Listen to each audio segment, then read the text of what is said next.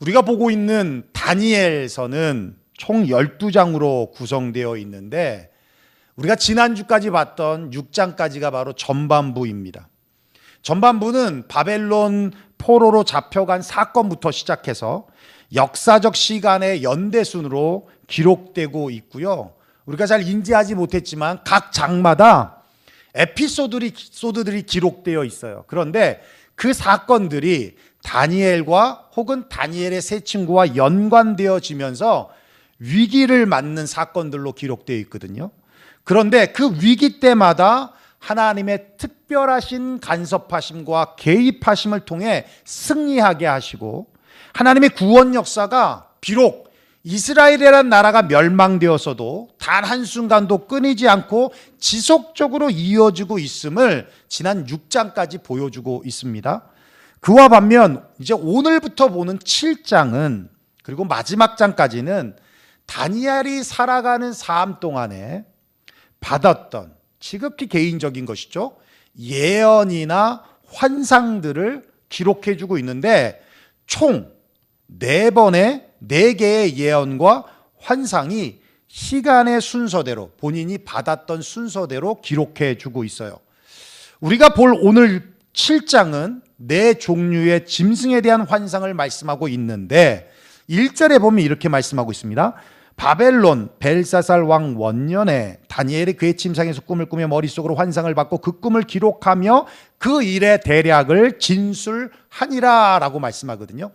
여러분 벨사살 왕 기억하시죠? 다니엘서 5장에 그죠? 예루살렘에서 가져왔던 전리품으로 가져왔던 성전 기물들의 술을 따라 마시고 파티 즐기다가 벽에 손가락이 나서 벽에 글씨 쓰고 그러다가 나중에 5장 마지막 절에 죽죠. 그렇죠? 예. 그리고 6장 우리 지난주 봤을 때 누구 왕이 나왔어요? 다리오 왕이 나왔잖아요. 사자굴 사건. 그러니까 7장의 내용은 언제 있었던 일이에요? 바벨론 벨사상 왕 원년에. 그러니까 지금 6장과 7장은 시간적으로 이어지는 게 아니라는 것을 알게 되죠. 침상에 누워서 자는 중에 꿈을 꾸는데 머릿속에 환상을 보았다는 거예요. 그 내용을 2절과 3절에 기록해 주고 있어요. 한번 읽어볼까요? 여러분들이 읽어보겠습니다. 시작. 다니엘이 진술하여 이르되 내가 밤에 환상을 보았는데 하늘이 내 바람이 큰 바다로 몰려 불더니 큰 짐승 넷이 바다에서 나왔는데 그 모양이 각각 다르더라. 여러분도 예배 끝나고 밥 먹을 생각에 부풀어 있군요. 힘들 내시네. 힘들 내셔. 예, 바다에서 내 짐승이 나왔다라는 거예요. 사진 한번 볼까요? 여러분 요거는 똑같은 사진은 아니에요. 그냥 혹시나 해서 우리가 본문을 읽지 않으니까 참조해서 올린 겁니다. 다니엘이 저런 걸 봤다는 게 아니에요. 그냥 기록되어 있는 거를 보고 이럴 것이다라고 해서 그린 거예요. 오해하지 마시고 4종류의 짐승을 봤는데 첫째는 독수리의 날개를 가진 사자와 같이 생긴 짐승이에요. 사자는 아니에요. 보니까 사자하고 비슷한 거예요. 둘째는 곰과 같이 생긴 짐승인데 입에 새 갈빗대가 물려져 있었다는 거예요. 곰은 아니에요. 곰과 같이 비슷하게 생겼다는 거예요. 세 번째는 표범같이 생겼는데 머리가 넷이고 날개가 넷을 가진 짐승을 봤다는 거고, 네 번째는 뿔이 10개예요. 저 공룡인데 저거 아니에요. 티라노사우루스 저거 아닙니다. 본인도 묘사를 못했어요. 쇠이빨이 있어서 막 먹어치고 뭐 그러는데, 넷째 짐승은 다니엘이 지상에서 본 어떤 맹수들과 본 적이 없는, 생각할 수 없는 그런 정도의 특이한 짐승이라고 그랬어요. 그런데 아주 무섭고 놀라우며 전에 모든 짐승과 그 이전에 사자같이 또 표범같이 곰같이 그런 짐승과는 전혀 다르게 굉장히 용맹하고 또 무서웠다라는 얘기를 합니다. 그러면서 17절에 보면 그 4마리의 짐승에 대한 해석을 해주는데 뭐라고 말씀하고 있냐면, 그 4마리 큰 짐승은 세상에 일어날 내 왕이라 그래요. 내 왕이라. 그래서 성경학자들의 일반적인 해석으로는 첫 번째 사자와 같은 짐승은 바벨론을 상징하는 것이고, 두 번째 나오는 곰과 같은 짐승은 바벨론 이후에 나오는 메대와 파사라고 하는 제국을 의미하는 것이고, 세 번째 나오는 표본 같은 짐승은 알렉산더 대왕이 이끌었던 헬라 제국을 의미하는 것이고, 마지막 등장하는 무섭고 강한 짐승은 역사상 가장 강력한 나라라고 평가받고 있던 로마 제국을 상징하는 것이다 라고 해석을 합니다만, 이런 해석이 꼭 맞는 것은 아닙니다. 오히려 이렇게 하나의 짐승을 한 나라로 해석하기보다는 결국 무슨 말씀을 하고 있는 거예요? 하나님을 대항하여 나오는 세상의 제국들이 세상의 역사를 만들어 오고 세상의 패권을 장악하고 있다는 것을 상징하고 있다라고 이해하면 틀리지 않을 것 같고요. 그보다 더 중요한 것은 환상을 통해서 하나님께서 다니엘에게 그리고 또 우리들에게 말씀하고 가르치고자 하시는 메시지가 뭐냐라는 것이죠. 그건 다름이 아니라 종말의 때를 사는 성도들의 삶이 어떠해야 한가를 대해서 우리에게 메시지로 주고 있더라는 겁니다. 첫째는 그거예요. 종말의 때의 세상은 시시각각 변하지만 하나님의 나라는 흔들림이 없다는 겁니다. 13절 14절이에요. 제가 13절 읽을 테니까 여러분이 14절 읽어봅시다. 내가 또 밤 환상 중에 보니 인자 같은 이가 하늘 구름을 타고 와서 옛적부터 항상 계신 이에게 나아가 그 앞으로 인도되매 모든 백성과 나라들과 다른 언어를 말하는 모든 자들이 그를 섬기게 하였으니 그의 권세는 소멸되지 아니하는 영원한 권세요 그의 나라는 멸망하지 아니할 것이니라. 예, 여러분 세상의 나라들은 어떻습니까? 네 마리의 짐승들과 같이 권세를 빼앗기기도 하고 잃기도 하고 나라를 뺏기도 하고 망하기도 하지만 하나님의 나라는 소멸되지 아니하는 영원한 권세이고 멸망하지 아니하는 영원한 나라라는 것입니다. 여러분 한번 생각해 보십시오. 세계를 호령했던 바벨론, 누가 바벨론이 망할 줄 알았겠습니까? 그런데 망하더라는 거예요. 페르시아 제국도 망하고 헬라 제국도 망하고 그 강하다고 하는 로마 제국도 망하더라는 거예요. 여러분 지금 미국도 흔들흔들 되지 않습니까? 우리 때는 아니겠지만 앞으로 100년, 200년 뒤에 어떤 나라가 미국을 무너뜨리고 초강대국으로 우뚝 설지는 아무도 모르는 일인 거예요. 그러나 하늘의 나라는 단 한 번도 흔들림이 없었다는 겁니다. 9절에 보면 내가 보니 왕자가 놓이고 옛적부터 항상 계신 이가 좌정하였는데, 여기서 말하는 왕자는 하나님의 보좌를 말하는 겁니다. 하나님께서 보좌 위에 좌정하셔서 세상의 권세를 가진 자들은 자기들에 의해서 세상이 움직여진다고 말할지 모르겠지만 세계의 역사를 주관하시고 통치하시며 흔들림 없이 이끌어 가시는 것은 세상의 왕이 아니라 하나님이었다는 거죠. 하나님이었다. 그렇다면 우리는 어디를 바라봐야 하겠습니까? 시시각각 변하는 흔들리는 세상의 나라들을 바라보며 살아야겠습니까? 아니면 변하지 않고 흔들림이 없이 견고한 영원한 하나님의 나라를 바라보며 살아야겠습니까? 인재 전문가라고 하는 신태균 씨가 쓴 인재의 반격이라는 책이 있는데요. 그 책에 보면 인공지능 시대인 4차 혁명 시대에는 인재가 되기 위해서는 4가지 눈을 가져야 한다고 말합니다. 첫째는 시력이에요. 시력. 남이 보지 못하는 것을 보려면 1차적으로 시력이 좋아야 한다는 것이죠. 두 번째는 시야입니다. 남이 못 보는 것을 보려면 좋은 시력뿐만 아니라 넓게 볼 수 있는 힘이 필요하다는 거예요. 그리고 멀리 볼 수 있는, 그리고 다양하게 볼 수 있는 눈이 필요하다는 거예요. 그런 시야가 필요하다는 거예요. 셋째는 시각입니다. 시각은 사물을 바라보는 각도예요. 다른 사람과 다르게 보는 것을 말해요. 같이 보면 같은 생각을 할 수 있어도 다르게 보면 다른 생각을 할 수 있다는 것이죠. 마지막 4번째가 시선입니다. 시선은 올바르게 보는 거예요. 변화로 가득한 세상의 모든 것이 시시각각으로 변해갈 때 변하지 않는 본질과 원칙을 파악하는 능력이 시선이라는 거예요. 그러면서 저자가 뭐라고 말하냐면 결국 핵심이 뭐냐? 보이지 않는 것을 보는 것이 힘이고 능력이라고 말하는 거예요. 앞으로는 이런 사람이 인재라는 거예요. 이런 사람이 인재라는 거예요. 여러분 그렇습니다. 남들보다 좋은 시력으로 하나님 나라를 보십시오. 그리고 넓은 시야로 우리가 살아가는 지구뿐만 아니라 우리가 알지 못하는 미지의 영역인 저 우주의 영역까지도 세계를 운행하시는 하나님을 바라보십시오. 그리고 남들이 보는 대로 보는 것이 아니라 믿음의 시각으로 우리 주변에 일어나는 일들을 바라보시라는 겁니다. 더 나아가서 변화로 가득한 세상에서 모든 것이 시시각각 변해갈 때 하나님의 시선으로 변하지 아니하는 원칙과 본질을 파악하여서 올바른 판단을 내릴 수 있는 저와 여러분 되시기를 주의 이름으로 축원합니다. 8개월쯤 되었을 때에 목회가 너무 힘들었어요. 몇 명 없었지만 그 몇몇 안 되는 중에서도 몇 가정이 나갔어요.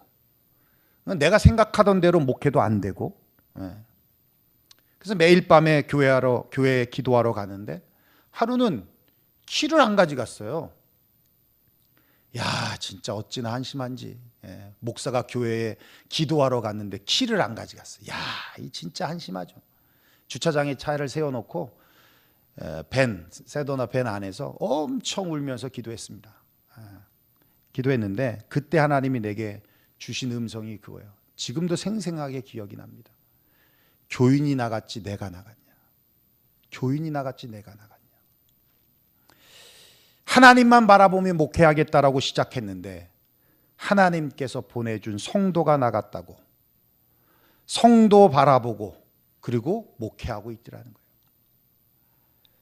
다행이죠. 교인이 안 나가고 하나님 나갔으면 더 큰 문제 아니에요? 하나님 나갔으면 더 큰 문제야. 근데 이런 생각이 들더라고요. 교인은 부흥되는데 교회 사람들은 오는데 하나님이 나갔다. 그럼 내가 힘들어할까? 하나님만 바라보며 목회하면 정말 힘든 건 교인 나가는 게 힘든 게 아니라 하나님 나가는 게 힘들잖아요. 그렇지 않더라는 거지. 우리의 시선, 그죠? 우리의 시야, 시각, 시력, 하나님만 바라볼 수 있기를 주의 이름으로 축원합니다. 여러분 비즈니스가 잘 될 때도 있고 안 될 때도 있잖아요. 그런데 손님 바라보면 안 오면 다운되는 거예요. 그렇죠? 그리고 매출이 떨어지면 다운되는 거예요. 근데 그 비즈니스를 주시고 그 비즈니스를 경영하시는 그 사업체를 경영하시는 주님을 바라보면 주님이 계시면 어제나 오늘이나 다른 것이 없는 것이죠. 설령 이 비즈니스 접는다 하더라도 하나님이 또 예비해 놓으신 무언가가 있기 때문에 거기에 순종하는 것입니다. 시편 1편 3절에 말씀하고 있어요. 의인은 어디에 뿌리를 두냐 봤더니 그는 시냇가에 심은 나무가 철을 따라 열매를 맺으며 그 잎사귀가 마르지 않음 같으니 그가 하는 모든 일이 다 형통하리도다. 시냇가에 깊게 뿌리를 내리니까 흔들림이 없다는 겁니다. 가뭄이 와도 결코 마르지 않는다는 거예요. 그러니까 철을 따라 열매를 맺고 잎사귀가 마르지 않고 모든 일이 다 형통하게 되는 거예요. 반면에 아기는 어떠냐? 4절에 보니까 아기는 그렇지 아니하며 오직 바람에 나오는 겨와 같도다. 겨와 같다. 가볍다는 겁니다. 바람에 이리저리 날립니다. 열매가 없습니다. 아무런 영향력도 없습니다. 아무런 유익도 없습니다. 이 말 들으면 이리 갔다, 저 말 들으면 저리 갔다. 하나님을 바라보지 않으면 이렇게 겨와 같은 존재가 되는 겁니다. 손님 오면 좋아하고 손님 안 오면 그냥 다운되고 매출 올라가면 좋아하고 매출 떨어지면 다운되고 아니라는 거예요. 세상에 뿌리를 두면 겨와 같습니다. 견고한 하나님 나라를 바라보고 그 나라에 뿌리를 두며 살아가게 되면 흔들림이 없는 거예요. 할렐루야. 하나님의 나라, 흔들림이 없는 그 하나님의 나라에 우리의 시력, 시야, 시각, 시선이 맞춰질 수 있기를 주의 이름으로 축원합니다. 둘째는 종말에는요 성도의 고난은 필연적이라는 거예요. 7장 전체를 보면 이 번민이라는 단어가 2번 나오거든요. 15절과 28절에 나오는데, 여러분 번민이라는 단어 잘 아시죠? 마음이 답답하고 괴로운 것을 의미합니다. 15절에 나오는 번민은 다니엘이 환상을 봤어요. 환상을 봤는데 이게 뭐야? 이게 뭐지? 이렇게 하는 번민이고요. 28절에 나온 번민은 천사를 통해서 해석을 듣고 난 번민으로 앞으로 일어날 일에 대한 번민이었어요. 근데 어느 정도였냐면 얼굴빛이 변할 정도로 괴로웠다라고 그랬어요. 얼굴빛이 변할 정도로 괴로웠다. 왜 얼굴빛이 변할 정도로 번민스럽고 괴로웠습니까? 다름이 아니라 극심한 핍박이 있다는 것을 천사에게 들었기 때문이에요. 우리 21절 한번 볼까요? 여러분이 읽어보겠습니다. 시작. 내가 본즉 이 뿔이 성도들과 더불어 싸워 그들에게 이겼더니. 이 뿔이 어디에서 나온 뿔이냐면 네 번째 짐승에서 나온 뿔이거든요. 이 뿔이 누구를 이겼다고요? 성도들을 이겼다는 겁니다. 다니엘의 환상 중에 나타난 네 짐승은 모두 다 두려운 존재이지만 그 네 번째 짐승은 그 어떤 짐승보다 더 포악하고 잔인했는데 그 짐승에서 나온 뿔이 성도들을 핍박하고 죽음으로 몰고 갈 것이라는 예언들을 듣고 난 뒤에 괴롭고 답답했다라는 거예요. 이 뿔은 적그리스도를 상징하고 있습니다. 그 적그리스도는 하나님을 대적하며 사람을 미혹하고 우상 숭배하며 악을 자랑스러운 것으로 만들어서 성도들을 괴롭힌다라는 거예요. 25절 우리 한번 읽어볼까요? 시작. 그가 장차 지극히 높으신 이를 말로 대적하며 또 지극히 높으신 이의 성도를 괴롭하게 할 것이며 그가 또 때와 법을 고치고자 할 것이며 성도들은 그의 손에 붙임 바 되어 한 때와 두 때와 반 때를 지내니라. 여러분 높으신 이를 대적한다. 하나님을 대적하는 것뿐만 아니라 성도를 괴롭게 한다. 그리고 성도들은 그의 손에 붙임 바 되어서 한 때와 두 때와 반 때를 지낸다. 한 때와 두 때와 반 때는 요한계시록에도 기록되어 있거든요.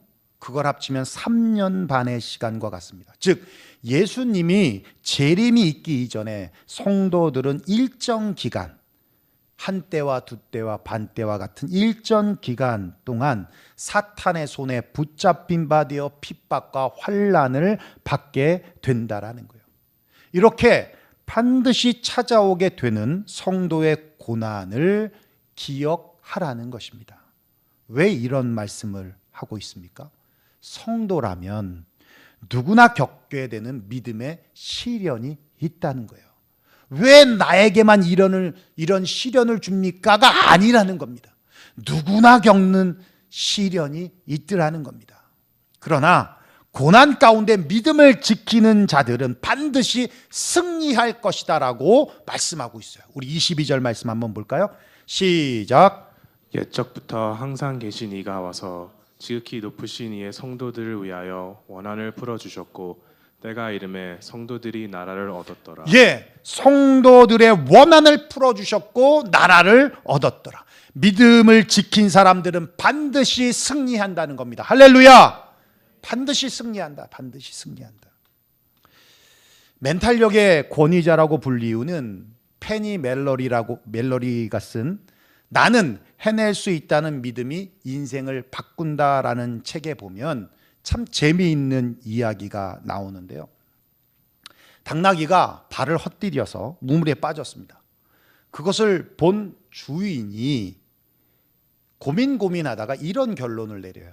당나귀도 늙었고 이 우물도 물도 많지 않고 잘 나오지도 않고 그러니 어차피 덮으려고 했어.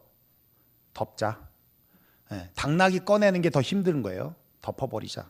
그런 결론을 내렸습니다. 그리고 이웃들에게 말합니다. 우물을 메워달라고. 그랬더니 사람들이 삽을 갖고 와서 우물에 흙을 던지기 시작하죠. 그런데 당나귀는 자기 등 위로 흙이 쌓일 때마다 그것을 툭툭 턴 후에 흙을 발로 다져서 올라서더니 급기야는 우물을 폴짝 뛰어넘어 나오더라는 겁니다.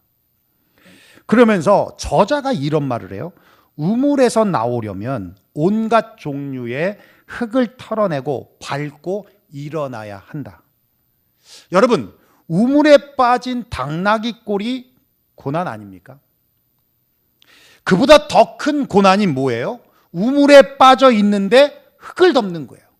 흙을 덮는 거예요. 그런데 포기하지 않고 나한테 떨어지는 온갖 흙들을 털어내고 밟아내니까 오히려 그 흙이 받침대가 되어서 고난의 우물에서 빠져나오더라는 겁니다. 털어내야 한다는 거예요. 여러분, 옷에 쓰레기가 묻었어요. 어떻게 합니까? 털어내죠. 털어냅니다. 나에게 쏟아지는 비난 털어내야 합니다. 억울함 털어내야 합니다. 온갖 유혹들 털어내야 합니다. 고통을 주는 장애물들 털어내야 합니다. 기도로 털어내고 찬양으로 털어내고 말씀으로 털어내고 그러다 보면 아래에 쌓이잖아요. 그 위에 서는 거예요. 비난 위에 서고 억울함 위에 서고 온갖 유혹들을 밟고 서고 고통을 주는 장애물들 위에 서라는 것입니다.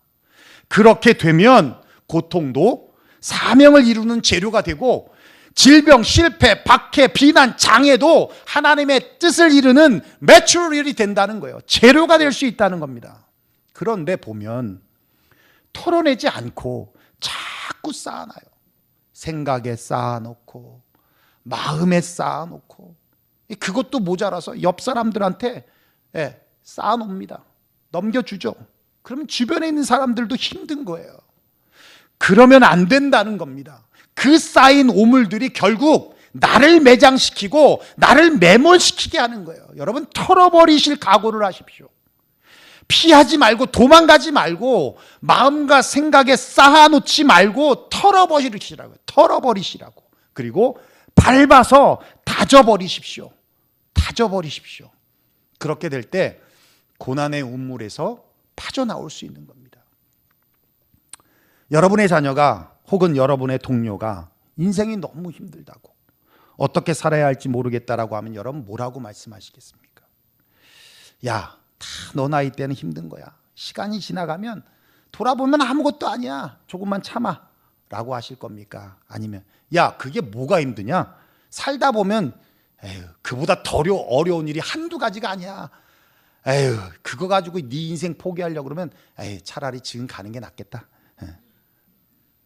그렇게 말씀하시겠습니까? 직장에 다니는 딸이 어머니에게 와서 엄마 너무 힘들어. 어떻게 살아가야 할지 모르겠다고 막 울면서 그렇게 얘기를 합니다. 그랬더니 엄마가 부엌으로 데리고 가요. 그리고는 가스레인지 위에 냄비 3개를 올려놓고 물을 끓입니다. 하나는 당근을 넣고 하나는 달걀을 넣고 하나는 커피 원두를 넣었어요. 물이 다 끓고 난 다음에 끄고는 그리고는 딸에게 말합니다. 당근을 만져보라고. 꺼내서 봤더니 당근이 흐물흐물해진 거예요. 달걀을 까보라고. 깠더니 달걀이 탱크탱크한 거예요. 그리고 커피를 끓였던 물을 마셔보라니까 커피 맛이 나더라는 겁니다. 그제서야 딸이 묻죠. 엄마 왜?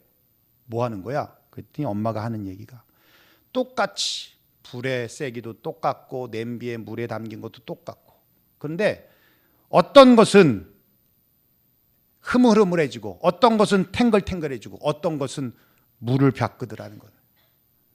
힘든 일이 닥칠 때 어떻게 반응하냐에 따라서 인생이 달라지더라는 거예요. 고난 중에 당근이 될 것이냐 달걀이 될 것이냐 아니면 커피 원두가 될 것이냐는 너가 선택하는 거라고.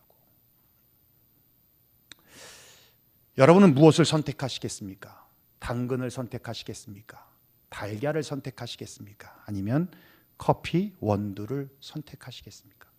종말의 때에는 고난도 시련도 핍박도 환난도 성도들에게 필연적으로 따라오는 것입니다. 그때 왜 나만 이 어려움을 주냐고 왜 나만 이런 시험을 주냐라고 그렇게 원망하지 마시고 여러분 털어내십시오. 그리고 고난과 시련을 밟아서 일어서십시오.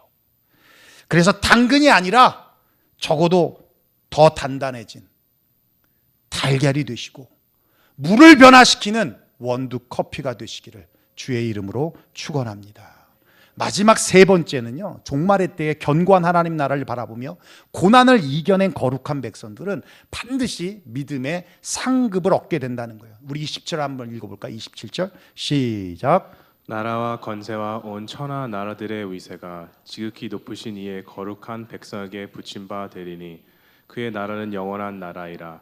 모든 권세 있는 자들이 다 그를 섬기며 복종하리라. 예, 영원하고 변하지 않는 하나님의 나라는 믿음을 지킨 성도들이 상급으로 얻은 나라입니다.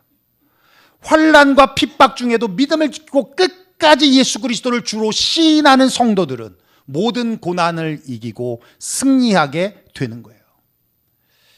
심리학 박사이자 임상심리 전문가인 이민규 교수가 쓴 실행이 답이라는 책을 보면 나는 이런 사람이다 라고 자기 규정을 하게 되면 정말 그런 사람처럼 행동한다는 겁니다. 미국의 심리학자인 윌리엄 제임스가 말한 것처럼 여러분 잘 아시죠? 생각이 바뀌면 행동이 바뀌고, 행동이 바뀌면 습관이 바뀌고, 습관이 바뀌면 인격이 바뀌고, 인격이 바뀌어지면 운명이 바뀌어진다 라고 했던 것처럼 나는 이런 사람이다 라고 스스로 자기 규정을 하면 행동과 습관과 인격과 운명이 바뀐다는 겁니다. 그래서 나는 가난뱅이다라고 규정하면 가난하게 사는 거고요. 나는 실패자다라고 규정하면 실패의 인생을 살아갈 수밖에 없다라는 거예요.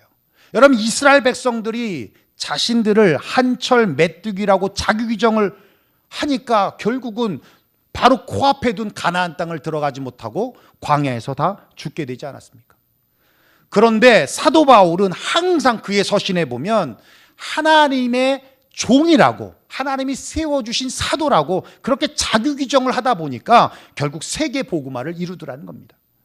다윗도 사망의 음침한 골짜기를 다닐지라도 하나님이 자기를 지켜주는 자라고 자기 규정을 하니까 어려운 환난과 어려운 시련 속에서도 이겨내더라는 것이죠. 엘리사는 엘리야의 능력보다 갑절의 능력을 받았다라고 자기 규정을 해보니까 변화하는 세상 속에서 하나님 앞에 크게 쓰임받더라는 겁니다. 종말을 사는 성도들은 나는 승리자라는 자기 규정이 있어야 되는 거예요. 그리고 하늘에 내가 받을 상이 있다라고 하는 자기 규정이 있어야 하는 것입니다. 그렇게 될 때 정말 승리한 자처럼, 그리고 내가 저 천국에서 하나님이 주실 면류관을 받을 자처럼 그렇게 이 땅에서 자존심 있게, 크리스찬의 그런 자존심 있게 그렇게 살아갈 수 있더라는 것이죠. 여러분은 지금 여러분 스스로를 어떻게 규정하며 살아가고 계십니까? 사랑하는 성도 여러분, 우리는 이 땅에서 나그네로 살아갈 뿐만 아니라 우리의 본향은 하나님의 나라임을 반드시 기억하시기를 바랍니다. 나그네 된 이 땅에서 때로는 환난도 고난도 있겠지만 하나님께서는 결코 우리를 내버려 두지 않습니다. 선한 목자 되신 우리 하나님, 우리를 보호하시고 피할 길을 주시며 우리를 인도해 주십니다.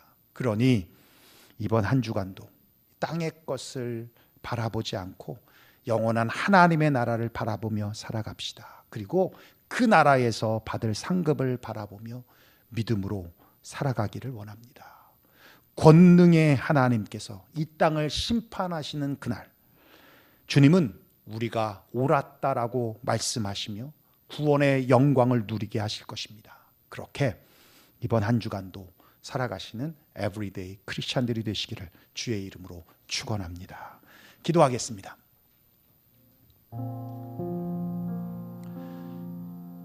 하나님의 나라는 견고합니다. 하나님의 나라는 변화가 없습니다. 전염병이 나도, 전쟁이 나도, 기후가 변해도 하나님의 나라는 흔들림이 없습니다. 그럼에도 불구하고 왜 우리가 흔들립니까? 하나님의 나라를 바라보지 않고 세상을 바라보기 때문에, 흔들리는 세상을 바라보기 때문에, 변하는 세상을 바라보기 때문에 흔들리는 것입니다. 우리의 시력이, 우리의 시야가, 우리의 시각이, 우리의 시선이 하나님을 바라보며 하나님 나라에 맞춰져 있어서 시시각각 변하는 종말의 때에도 흔들리지 않게 견고하게 서나가길 원하고, 그러는 가운데 우리 삶의 고난이 올 때 왜 나에게만 이런 고난이 오냐는 어리석은 원망하지 마시고 누구나 받을 수 있는 고난이라고 받아들이시면서 유혹들, 때로는 억울함들, 때로는 내게 쏟아지는 비난들, 의로운 일을 행하며 오는 그런 고난들, 여러분 그런 어려움들을 털어내 버리십시오. 털어버리십시오.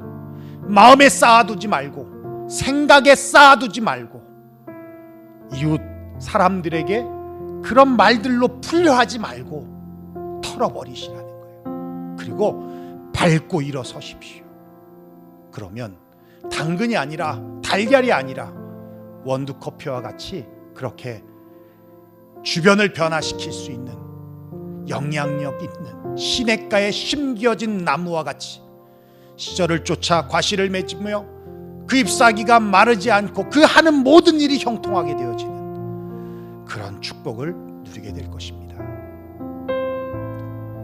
우리의 본향은 이곳이 아닌 하늘의 나라 천국입니다. 그곳에 반드시 우리의 상급이 있고 하나님이 우리 머리에 씌워주실 면류관이 있습니다. 우리는 그런 수상자들입니다. 그리고 반드시 이 땅에서 우린 승리할 것입니다. 어떤 일이 있어도 우린 반드시 이겨낼 것입니다. 이런 자기 규정을 통하여서 그에 맞는 크리스찬의 그 넉넉하고 부드러우면서 강한 그 삶을 여러분 삶의 환경 속에 펼쳐나갈 수 있기를 원합니다. 오늘 말씀 들은 대로 우리 잠잠히 하나님 앞에 결단하며 기도하며 나아가길 원합니다. 함께 기도하겠습니다. 고마우신 우리 아버지 하나님 감사와